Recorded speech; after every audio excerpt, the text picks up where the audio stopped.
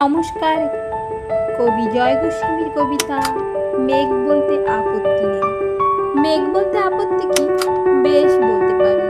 ছাদের উপর মেঘ দাঁড়াতো, ফুল পিসিমার বাড়ি, গ্রীষ্ম ছুটি চলছে তখন। তখন মানে কবে?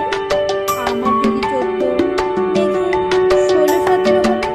ছাদ থেকে হাতছানি দিত, ক্যারাম খেলবি আর সারাদিন ক্যারাম খেলা। সেই জন্য আমার যদি 14 ঘুরিয়ে দিতে জানতো খোলা শক্ত খুঁটি ফেলে জায়গা মতো সরিয়ে দিত আগুন। শুধু আগুন, বোর্ডের ওপর লম্বা